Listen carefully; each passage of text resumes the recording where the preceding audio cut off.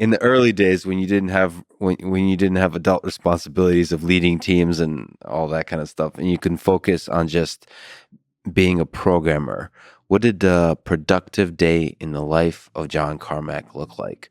How many hours at the keyboard? How much sleep? What was the source of calories that fueled the brain?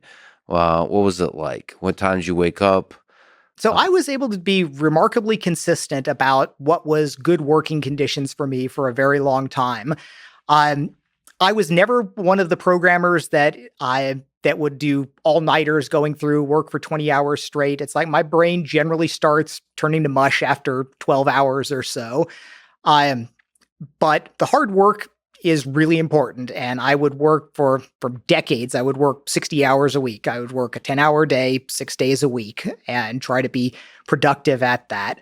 Now, my schedule shifted around a fair amount when I was young without any kids and any other responsibilities. I was on one of those cycling schedules where I'd kind of get in an hour later each day and roll around through the entire time. And I'd wind up kind of pulling in at 2 or 3 in the afternoon sometimes, and then working again past, midnight or 2 in the morning. And that was when it was just me trying to make things happen. And I was usually isolated off in my office. People generally didn't bother me much at id, and I could get a lot of programming work done that way. I did settle into a more normal schedule when I was taking kids to school and things like that. so kids were the forcing function that got you to Yeah. wake up at And the same time each it's day. not clear to me that there was a much of a difference in the productivity with that, where I kind of feel if I just get up when I feel like it, it's usually a little later each day. But I just recently made the focusing decision to try to push my schedule back a little bit earlier to getting up at 8 in the morning and trying to shift things around. Like I'm often doing experiments with myself about what should I be doing to be more productive. And one of the things that I did realize was happening in recent months where I would go for a walk or a run. I cover like 4 miles a day, and I would usually do that just as the sun's going down at here in Texas now, and it's still really damn hot, but I'd go out at 8:30 or something and cover the time there and then the showering. And it was putting a hole in my day where I would have still a couple hours after that. And sometimes my best hours were at night when nobody else is around, nobody's bothering me. But that hole in the day was a problem. So just a couple weeks ago, I made the change to go ahead and say, all right, I'm going to get up a little earlier. I'm going to do a walk or get out there first so I can have more uninterrupted time. So I'm still playing with factors like this as I kind of optimize my work efforts, but it's always been, it was 60 hours a week for a very long time. To some degree, I had a little thing in the back of my head where I was almost jealous of some of the programmers that would do these marathon sessions. And I had like Dave Taylor, one of the guys that he would be one of those people that would fall asleep under his desk sometimes, and all the kind of classic hacker tropes about things. And a part of me was like always a little bothered that wasn't me, that I wouldn't go program 20 hours straight because I'm falling apart and not being very effective after 12 hours. I mean, yeah, 12-hour programming, that's fine when you're doing that, but you're not doing smart work much after, at least I'm not, but there's a range of people. I mean, that's something that a lot of people don't really get in their gut, where there are people that work on 4 hours of sleep and are smart and can continue to do good work. But then there's a lot of people that just fall apart.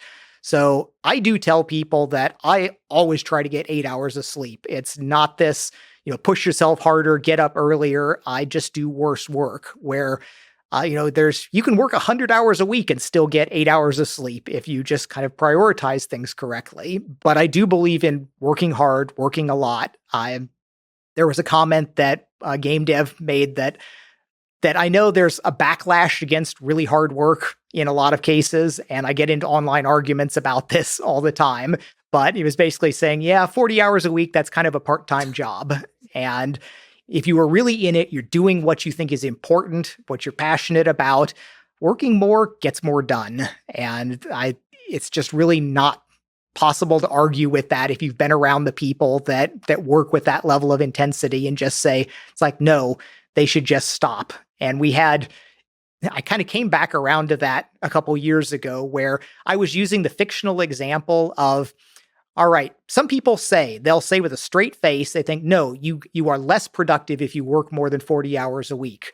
And they're generally misinterpreting things where your marginal productivity for an hour after 8 hours is less than in one of your peak hours, but you're not literally getting less done. There is a point where you start breaking things and getting worse behavior and everything out of it, where you're literally going backwards, but it's not at 8 or 10 or 12 hours. And the fictional example I would use was, imagine there's an asteroid coming to impact, to crash into Earth, destroy all of human life. Do you want Elon Musk or the people working at SpaceX that are building the interceptor that's going to deflect the asteroid? Do you want them to clock out at 5 because, damn it, they're just going to go do worse work if they work another couple hours? And, it seems absurd. And that's a hypothetical, though, and everyone can dismiss that. But then when coronavirus was hitting and you have all of these medical personnel that are clearly pushing themselves really, really hard, and I'd say it's like, okay, do you want all of these scientists working on treatments and vaccines and caring for all of these people? Are they really screwing everything up by working more than 8 hours a day? And of course, people say I'm just an asshole to say something like that, but it's the truth. Working longer gets more done. Well, so that's kind of the layer one. But I'd like to also say that, at least I believe, depending on the person, depending on the task, working more and harder will make you better for the next week in those peak hours. So there's something about a deep dedication to a thing that kind of gets deep in you. So the hard work isn't just about the raw hours of productivity. It's the thing it does to you in the weeks and months after too. You're tempering yourself in some ways. And I think, it's like Jiro dreams of sushi. If you really dedicate yourself completely to making the sushi, like to really putting in the long hours, day after day after day, you become a true craftsman of the thing you're doing. Now, there's, of course, discussions about, are you sacrificing a lot of personal relationships? Are you sacrificing a lot of other possible things you could do with that time? But if you're talking about purely being a master or a craftsman of your art, that more hours isn't just about doing more. It's about becoming better at the thing you're doing. Yeah, and I don't gainsay anybody that wants to work the minimum amount. They've got other priorities in their life. My only argument that I'm making, it's not that everybody should work hard. It's that if you want to accomplish something, working longer and harder is the path to getting it accomplished. Well, let me ask you about this then. The mythical work-life balance for an engineer. It seems like that's one of the professions for a programmer where working hard does lead to greater productivity in it, but it also raises the question of sort of personal relationships and all that kind of stuff, family, and how are you able to find work-life balance? Is there advice you can give, maybe even outside yourself? Have you been able to arrive at any wisdom on this part in your years of life? I do think that there's a wide range of people where different people have different needs. It's not a one size fits all. I am certainly what works for me. I can tell enough that I'm different than a typical average person in the way things impact me, the things that I want to do. My goals are different, and sort of the levers to impact things are different, where, I have literally never felt burnout. And I know there's lots of brilliant, smart people that do world-leading work that get burned out, and it's never hit me. I've never been at a point where I'm like, I just don't care about this. I don't want to do this anymore. But I've always had the flexibility to work on lots of interesting things. I can always just turn my gaze to something else and have a great time working on that. And so much of that, and so much of the ability to actually work hard is the ability to have multiple things to choose from and to use your time on the most appropriate thing. Like there are time periods where it's the best time for me to read a new research paper that I need to really be thinking, hard about it. Then there's a time that maybe I should just scan and organize my old notes because I'm just not on top of things. And then there's the time that, all right, let's go, bang out a few hundred lines of code for something. So switching between them has been real valuable. So you'll always have kind of joy in your heart for all the things you're doing, and that is a kind of work-life balance as a first sort of step. Yeah, I So you're do. always happy. I do. Yeah, Well, and while happy. yeah, I mean that's like a lot of people would say that often I look like kind of a grim person, with just sitting there with a neutral expression or even like knitted brows and a frown on my face as I'm staring at something. That's what But happiness looks like for you. Yeah, it's kind of true where that's like, okay, I'm pushing through this, I'm making progress here. I am, I know that doesn't work for everyone. I know it doesn't work for most people. But what I am always trying to do in those cases is I don't want to let somebody that might be a person like that be told by someone else that no, don't try it. Don't even try that out as an option where work-life balance versus kind of your life's work, where there's a small subset of the people that can be very happy being obsessive about things. And, obsession can often get things done that just practical, prudent, pedestrian work won't, or at least won't for a very long time. There's legends of your nutritional intake in the early days. What can you say about sort of as a, being a programmer as a kind of athlete?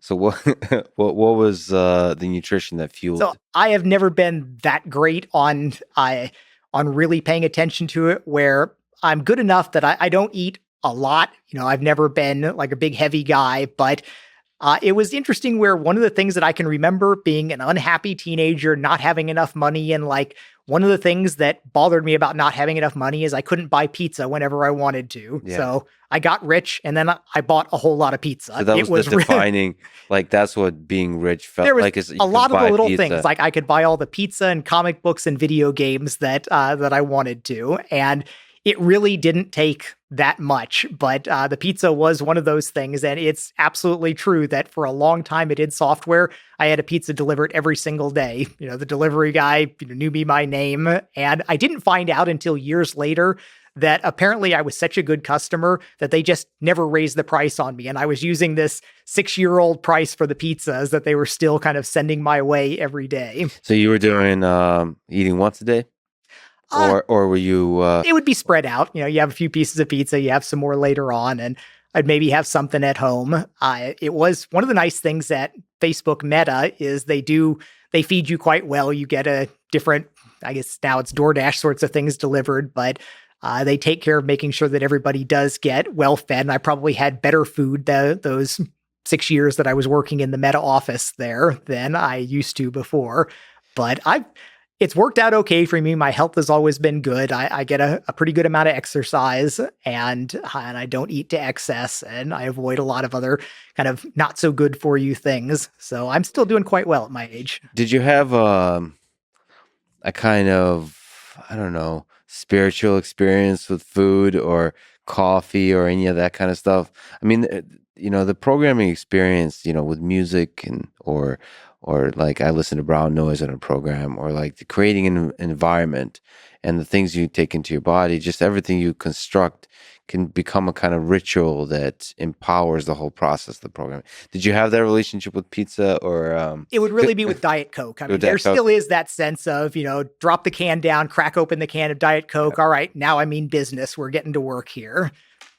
Still to this day, yeah, is Diet Coke is still part of it? Yeah, probably 8 or 9 a day. Nice.